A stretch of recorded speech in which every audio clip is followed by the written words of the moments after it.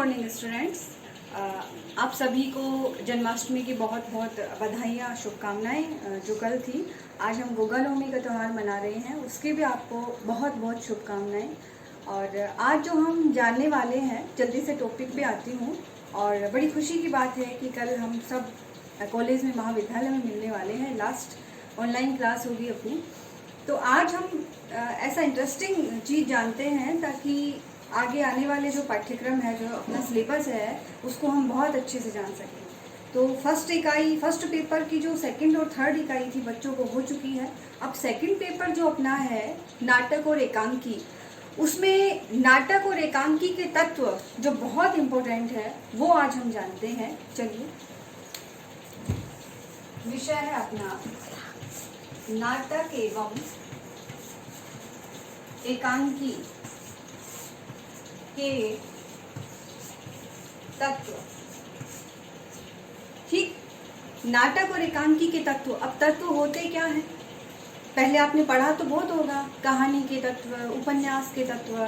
लेकिन नाटक और एकांकी के तत्व क्या होते हैं, ये अब आप कैसे बता सकते हैं, वरना मैं आप लोगों से पूछती। तो कहानी के तत्व आपने पढ़े, उपन्यास के तत्व आपने पढ़े फर्स्ट ईयर में। इसी प्रकार से नाटक और एकांकी के तत्व हैं। अंतर क्या है कि ये विधा अलग है। देखो भाई, नाटक और कहानी अलग है, उपन्यास और नाटक भी अलग है, एकांकी भी अलग है। तो मूलभूत तत्व तो एक जैसे हैं सभी में। कुछ छोटे मोटे जो तत्व हैं, यानी जो इनमें अंतर है, उसी के आधार पे तत्व भी अलग हो गए हैं कुछ मात्रा में।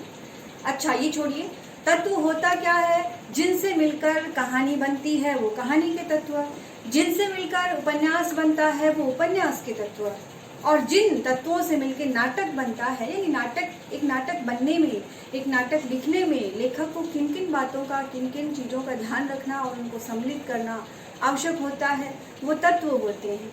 तो वो नाटक और एकांकी जिनसे बनेगा वो नाटक और एकांकी के तत्व हैं। जैसे हमारे शरीर में हमारे तत्व हैं, शारीरिक तत्व हैं, जिनसे मिलके हमारा शरीर बना है। तो आप जान सकते हैं किन किन चीज़ों से मिलके बना है। नाटक और एकांकी के तत्वों में ज़्यादा अंतर नहीं है। नाटक के 7 तत्व हैं और एकांकी के 8 तत्व हैं। बाकी सारे तत्वों की विशेषता वही है। इन दोनों में अंतर भी हमें जानना है, और इन दोनों के तत्वों में अंतर तभी हम जान पाएंगे जब हम नाटक और एकांकी के तत्वों में अंतर जान पाएंगे। तो इन दोनों में अंतर जानेंगे ना पहले, कि एकांकी और नाटक में अलग क्या है, क्यों इनको अलग अलग नाम दिया गया। कुछ तो कारण है, तो वो कुछ तो कारण है, उस कारण के आधार पर ही तत्व भी अलग है। तो जब अंतर जान पाएंगे तो हम तत्व भी इनके अलग कर पाएंगे। अब कहानी उपन्यास के तत्व तो आप लोगों ने पढ़ लिए फर्स्ट ईयर में। 6 तत्व होते हैं। कथा वस्तु है, कथोपकथन है, पात्र और चरित्र चित्रण है, देश काल और वातावरण है, उद्देश्य और भाषा शैली। ये 6 तत्व हैं। 6 के 6 तत्व इनमें भी हैं, लेकिन इनमें कुछ एक्स्ट्रा है, कुछ 1-2 तत्व और जुड़ गए हैं, जो हम जैसे जैसे पढ़ते जाएंगे वैसे वैसे हम समझते जाएंगे। तो इनमें अंतर समझे पहले। लिखने की कोई आवश्यकता नहीं है, नॉर्मल सी बातें हैं, केवल आपको समझना है। ये समझना है कि नाटक और एकांकी में अंतर क्या होता है। लिखना फायदेमंद नहीं होगा जब तक आप समझोगे नहीं। तो पहले समझिए। नाटक और एकांकी में पहला तत्व किसका होता है? आकार का। नाटक और एकांकी में आकार का अंतर होता है।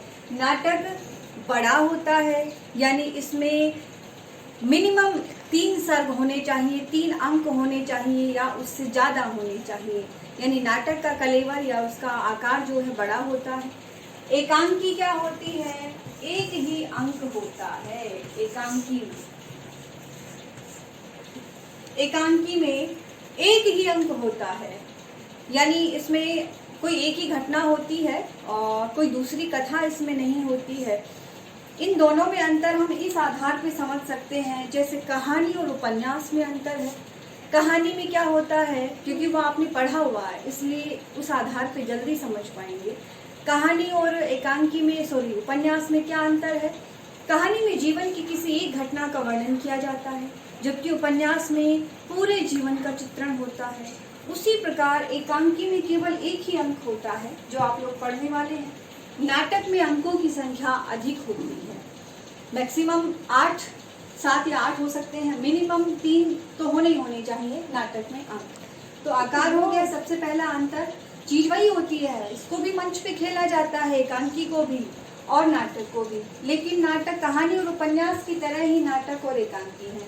ठीक, ये अंतर है। दूसरा, नाटक में पात्रों की संख्या ज्यादा होती है। क्यों? क्योंकि कहानी बड़ी होती है, नाटक बड़ा होगा तो पात्र ज्यादा होंगे। एकांकी में मैक्सिमम 5 या 6, इससे ज्यादा पात्र नहीं होने चाहिए। एकांकी में पात्रों की संख्या 5 या 6, इससे ज्यादा पात्र एकांकी में नहीं होते। पात्रों की संख्या 5 या 6, इससे ज्यादा पात्र एकांकी में नहीं होते हैं। ये अंतर है नाटक और एकांकी में। बाकी मूल जो ढांचा है, जो संगठन है, वो वही होता है, उसमें कोई ज्यादा अंतर नहीं होता। और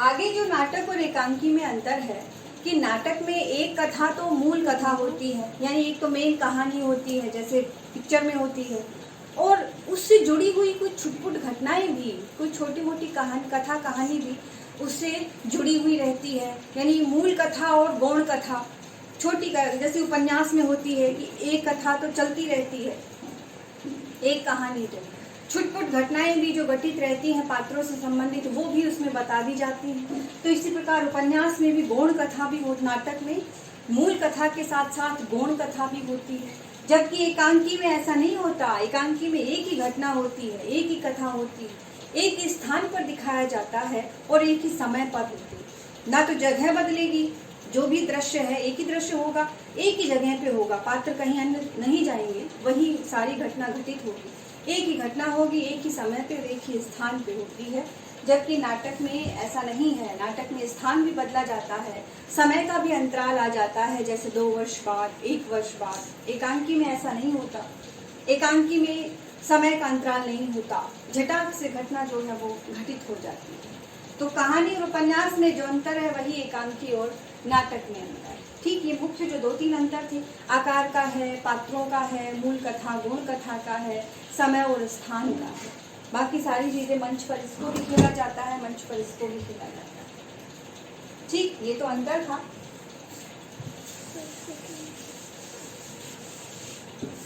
पहला तत्व होता है कथा वस्तु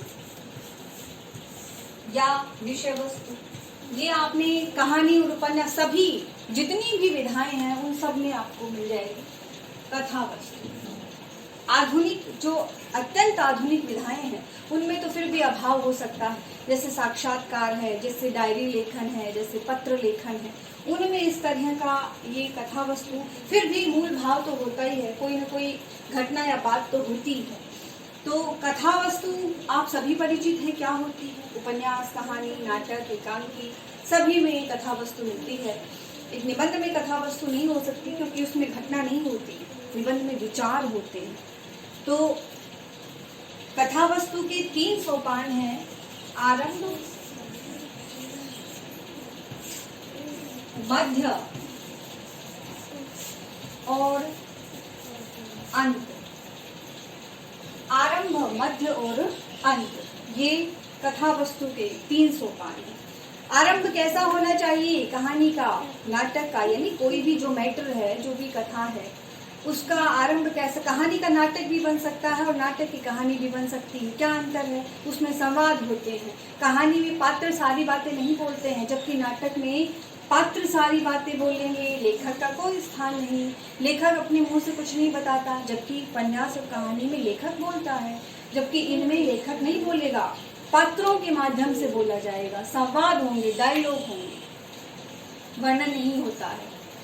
तो आरंभ कैसा होना चाहिए, रोचक होना चाहिए, कौतूहल, जिज्ञासा जगाने वाला, जैसे ही पढ़े तो मन में विचार उत्पन्न हो कि आगे क्या होगा, देखें तो सही, बड़ा इंटरेस्टिंग है। शुरुआत ही बड़ी अच्छी होती है तो आगे पढ़ने का मन करता है पाठकों का, तो श्रोताओं का भी देखने का मन करता है नाटक को, पढ़ने का भी मन। दृश्य और श्रव्य माध्यम है नाटक, देखा भी जाता है, सुना भी जाता है, तो श्रोताओं का और पाठकों का पढ़ने और देखने का मन करता है। अगर नाटक का आरंभ बड़ा शानदार है, उसकी कथा वस्तु है, उसका आरंभ कैसा होगा, रोचकता से पूर्ण, जिज्ञासा उत्पन्न करने वाला, उत्साह उत्पन्न करने वाला, प्रभावित करने वाला और अंतस्थल पर प्रभाव डालने वाला, ऐसा आरंभ होना चाहिए। जैसे फिल्म नहीं देखते हो टीवी में, कैसे धमाकेदार उसका ट्रेलर होता है, तो वो इसीलिए दिखाया जाता है, वो ट्रेलर कथा वस्तु इसीलिए दिखाया जाता है ताकि जो दर्शक हैं उनके मन में देखने के लिए इच्छा जागे कि बड़ी अच्छी फिल्म है या बड़ी अच्छी कहानी है,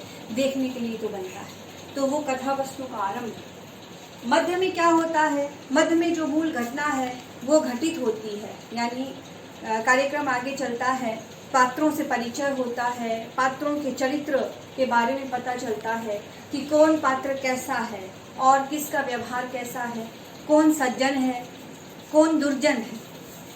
ये देखिए, ये टॉपिक आप देखते रहिए बच्चों। ये पता चलता है कि कौन पात्र सज्जन है, कौन दुर्जन है, कौन नायक है, नायिका है, ये सारी बातें मध्य में पता लगती हैं। और जो घटना भी है मूल कि क्या समस्या है, क्या मोड़ आने वाला है, ये सब मध्य में घटित हो जाता है। कहानी के मध्य में सारी जानकारी हमें मिल जाती है कि भाई ऐसी पारिवारिक स्थिति है, ऐसा सामाजिक वातावरण है, कौन सी समस्या है, किस उद्देश्य से कहानी लिखी गई है, किस उद्देश्य से कोई रचना रचित हुई है और क्या लेखक है वो बताना चाहता है, कौन सी समस्या से और कौन से स्थिति से अवगत करवाना चाहता है, ये सब मध्य में पता लग जाता है। अंत यानी क्लाइमैक्स, घटना अंत की ओर जाती है कि और वो क्लाइमैक्स वो बड़ा तीव्र करने वाला होता है मन को, उसमें विचार है वो तीव्र हो जाते हैं, इच्छा है हमारी वो बड़ी उत्कट हो जाती है जानने की क्या होगा इस तरह से। और ये अंत जो है वो भी या तो दुखद होता है, लेकिन दुखद क्या होता है पाश्चात्य रचनाओं में होता है, जो पश्चिमी विचारक हैं, अंग्रेजों ने जो लिखी हैं उनमें दुखद अंत होता है। भारतीय काव्यशास्त्र में, भारतीय साहित्य में नाटक या कोई भी रचना का अंत है वो सुखद होता है, ताकि पाठकों के मन में पढ़कर संतुष्टि हो कि चलो अच्छा हुआ, जो अच्छा था व्यक्ति उसके साथ अच्छा हुआ। इस प्रकार सुखद अंत होने से मन को संतुष्टि मिलती है, तनाव है वो भी कम होता है और अच्छा संदेश समाज को और व्यक्ति को मिलता है। तो अंत तो बड़ा ही जोरदार होता है, अंत में ही सब कुछ होता है, अंत में ही हमारा मन अटका रहता है कि क्या होगा। अंत को जानने के लिए ही चले जाते हैं, अंत को जानने के लिए ही रचना पढ़ी जाती है। तो अंत कैसा होना चाहिए वो आप समझ सकते हैं।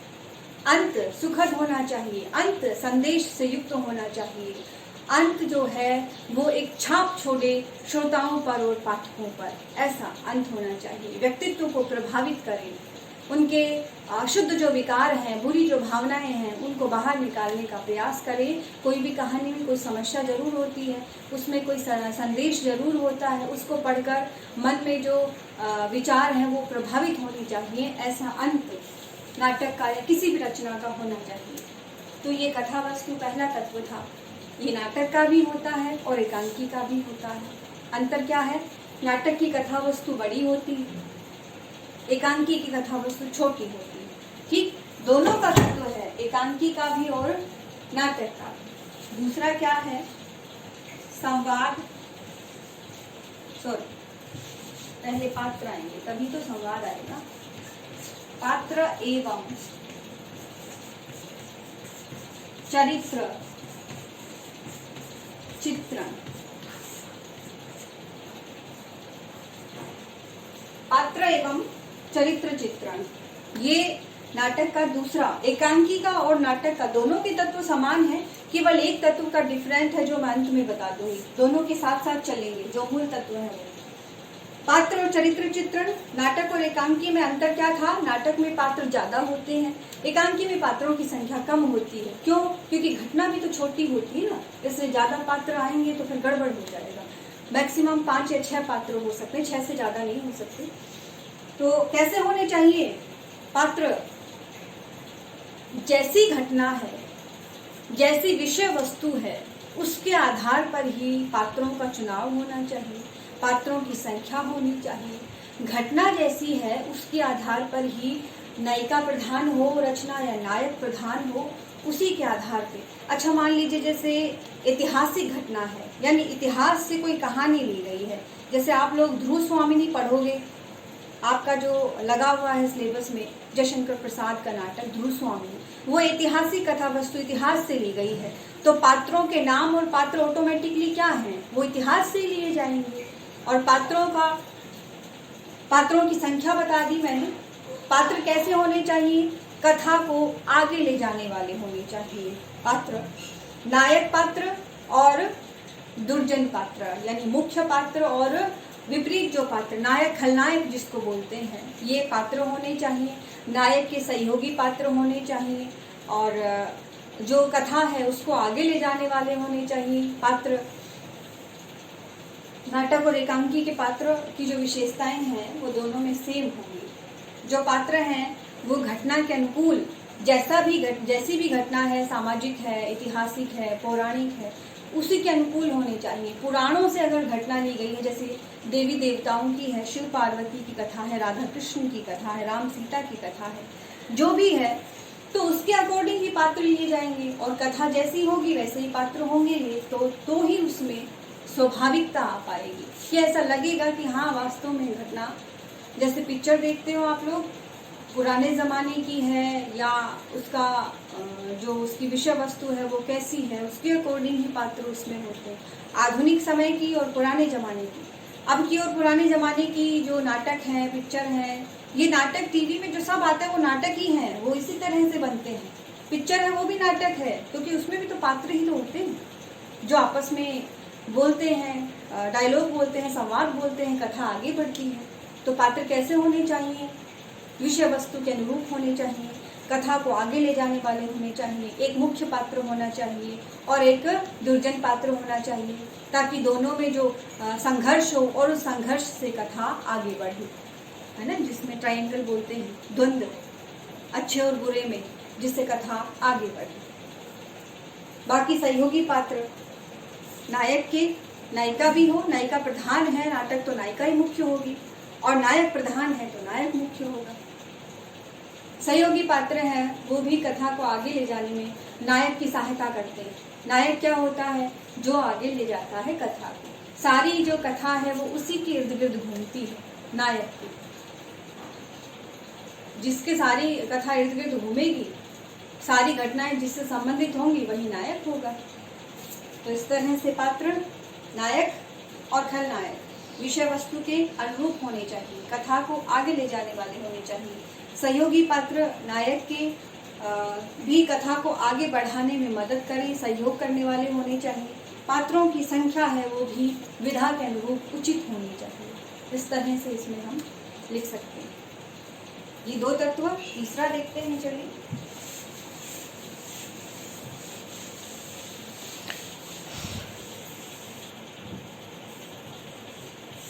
तीसरा है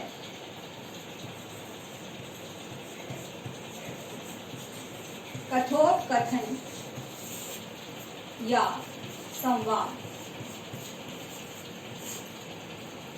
कथोपकथन या संवाद, इन सब से आप परिचित हैं, ये कहानी उपन्यास में भी थी। कथोपकथन या संवाद क्या होते हैं, जो पात्र बोलते हैं, पात्र जो आपस में बातचीत करते हैं, वही क्या है, संवाद है। अच्छा, ये तो हो गए, लेकिन होने कैसे चाहिए, मेन बात क्या है, क्या बताना होता है इनमें कि होने कैसे चाहिए। तो संवाद कैसे होने चाहिए, सरल होने चाहिए, छोटे होने चाहिए, क्योंकि नाटक में संवाद बड़े नहीं हो सकते, कहानी और उपन्यास में तो बड़े हो सकते हैं, क्योंकि उसमें पढ़ा जाता है, उसमें वर्णन के लिए स्थान रहता है। नाटक में वर्णन के लिए स्थान नहीं रहता। नाटक तो दर्शक जो है वो देखते हैं।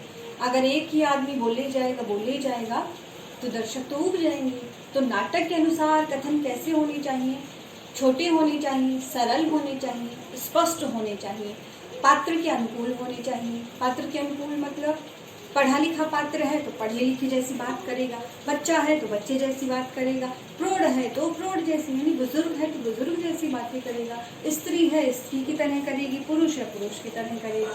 पौराणिक पात्र हैं, पौराणिक कथा वस्तु के हिसाब से पात्र हैं तो वो अपने हिसाब से बातें करेंगे। जैसी विषय वस्तु है पात्र वैसे होंगे, पात्र जैसे होंगे वो बातें भी वैसे ही करेंगे विषय वस्तु के अनुसार। संवाद भी कैसे होने चाहिए, पात्रों के अनुकूल और चरित्र पर प्रकाश डालने वाले।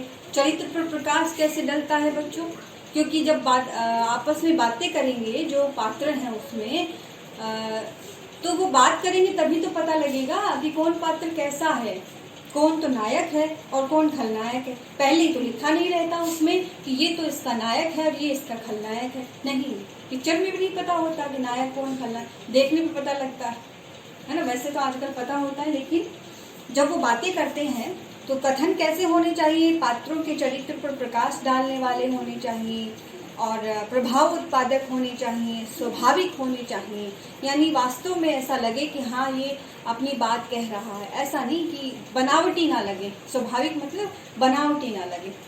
ऐसे छोटे सरल स्पष्ट रोचक कथा को आगे ले जाने वाले ऐसे कथोपकथन या संवाद होने चाहिए। नाटक और एकांकी दोनों के सेम तत्व हैं। तीसरा तत्व था अपना। चौथा है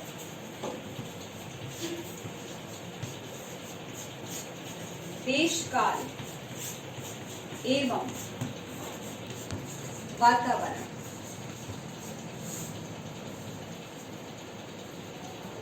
इस सब से भी आप परिचित हैं, देश काल एवं वातावरण। लेकिन आज तक मुझे नहीं लगता कि आप लोग जान पाए होंगे कि ये होता क्या है ना, होता क्या है इसमें।